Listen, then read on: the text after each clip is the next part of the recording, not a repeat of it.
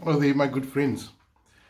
Um, Let me share with you some of the research that I did during the writing of my doctoral thesis, and just to, you know, relate it to present days and how my research actually affects my thinking and the way that I've been formulating my understanding of the Deen of Islam. So, one of the key findings, or actually two findings that I make in my research, is that there are really two types of mental illnesses, two types of problems that have arisen because of the imposition of colonialism and the suppression of nations for more than 4 or 5 centuries since the 1500s, and the brutal imposition of Western culture and Western ideologies over the Muslim world. And I find in my research that there are two forms of, and I can't find a better word than the word mental illness.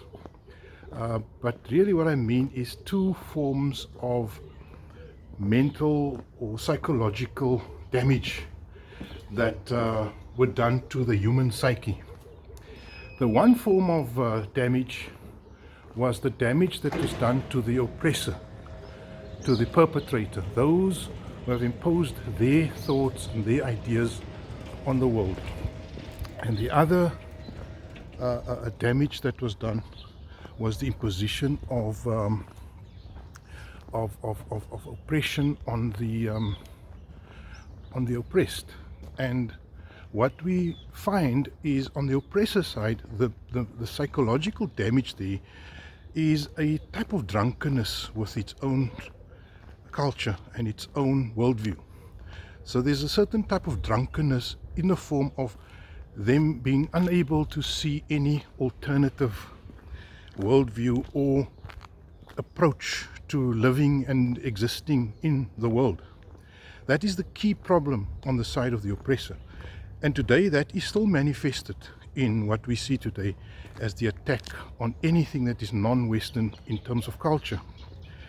But also we have the problem where the oppressed in turn again has been damaged in a way where it is unable to really make sense of the world and to put together a formal and coherent response to the challenges of the real world, and where they grapple at ideas that are really antiquated and outdated.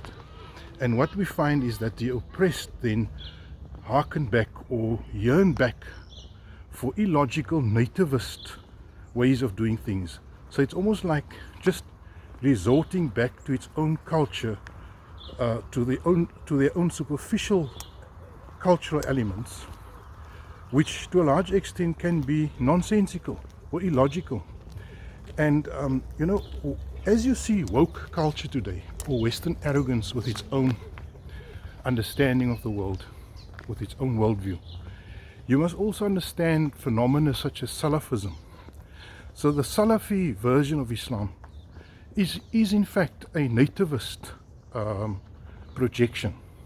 It's an attempt by the Salafist to hearken back or to yearn back to something old, something reminiscent, something comfortable, like longing for an old pair of shoes, but knowing that that shoes is now broken and will damage your feet if you should keep on wearing it. And yet that is the type of psychological damage that this colonialism has visited. In my own country, it's not an uncommon phenomenon. We, of course, don't have Salafism.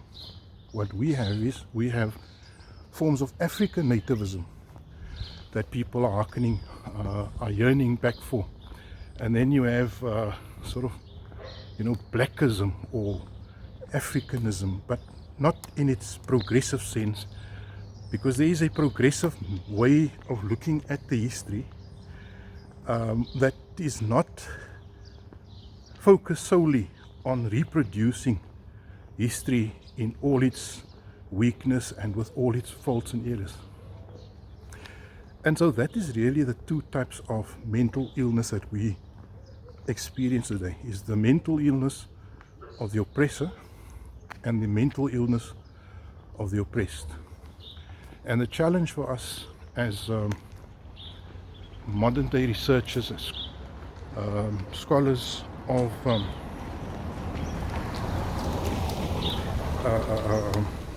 what needs to happen is we need to reconcile, we need to make sense. And the only way to make sense is to unpack, to understand the sickness, to do the necessary therapy. And that therapy will include extricating ourselves from any form of nativist yearnings, and also for us who are maybe on the opposite tradition, the tradition of the oppressor or the tradition of the colonizer, that we should understand that there are different ways of experiencing the world.